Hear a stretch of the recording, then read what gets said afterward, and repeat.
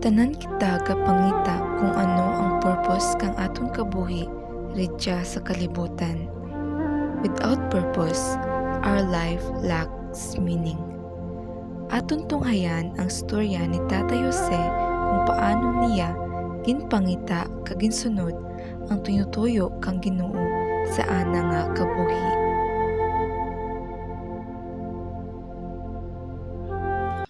Robert, tagay. Ano ginera? Siguro niya, buhay ta ka wala kinanay ba Wow. Doki na, maakan man ah. Lugar ako kahit kaya. Akan lewat ya.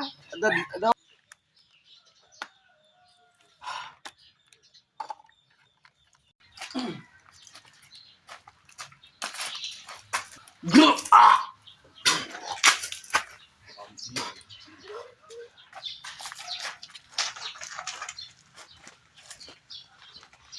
Di ka pag nagalin ng inom kapagid. Nagito di rolo sa kumpare ko gusto man submit ng sabon.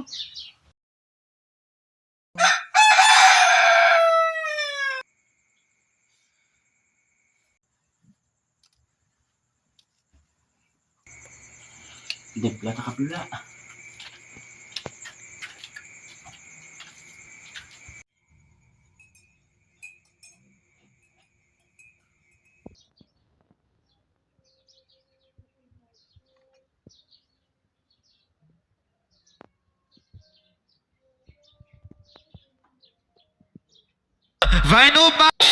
Sa aton nga kabuhi, kinahanglan gid naton ang Ginoo, kay ang Ginoo ang nagtugas sang tanan nga mga butang diri sa kalibutan.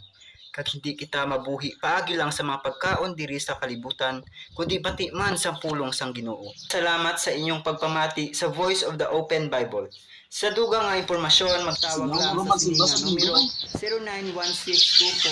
091624-22597 o kung magbisita kamo sa Faith Baptist Church, Kamansihan, Kulasi, Antique.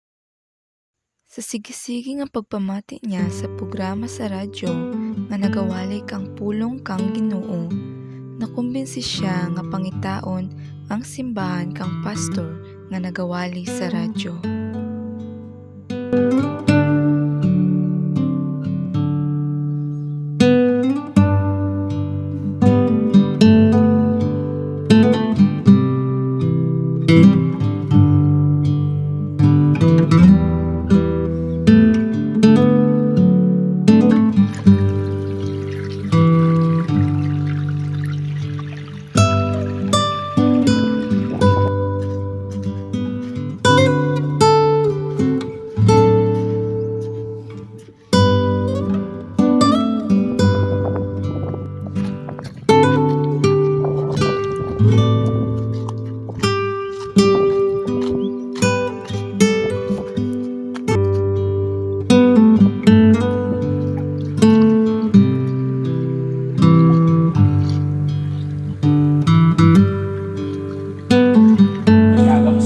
Ay mga ganong, salamat din sa pag-ato kaya nga makasimba ka. Ang atong nga purpose number 2 is you were formed for God's family. God wants a family and He created you to be a part of it. Amo dya ang ikarwa nga purpose sa aton nga kabuhi.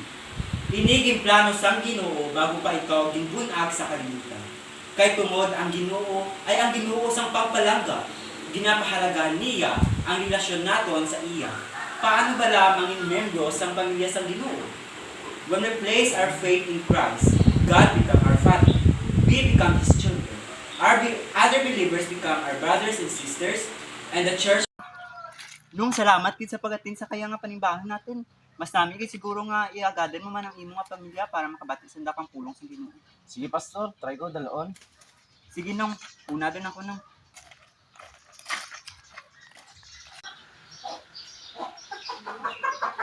Nak masimba lang ka sa akin siya sa piyang suba lang man.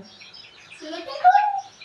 Sige naman, para makapati ta kang pulong sa Ginoo. Pamatakan ko. Sunod lang kami tayo.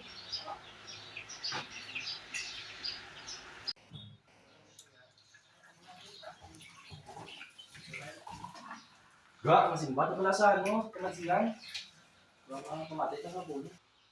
Ikaw lang ano ito. Sunod lang ko ga. Sige.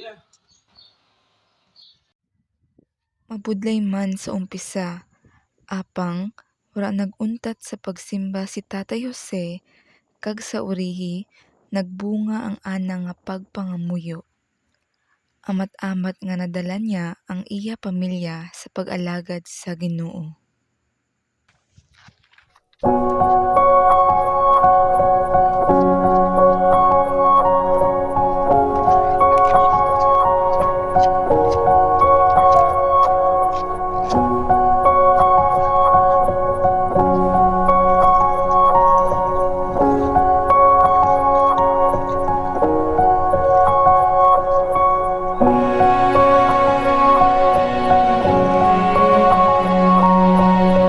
Salvation, our past has been forgiven.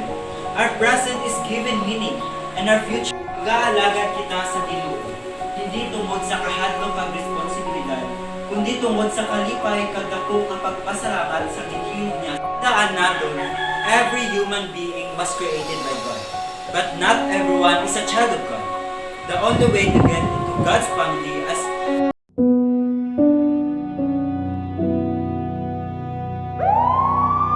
Isa ka bahol nga pagtiraw ang nag-abot sa kabuhi ni Tatay Jose.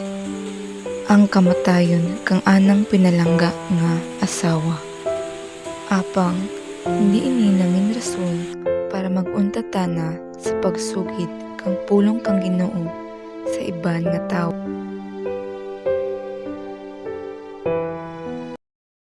Mga brad, salamat gid sa tiyo nga makasiraw siyang pulong sa Ginoo sa inyo.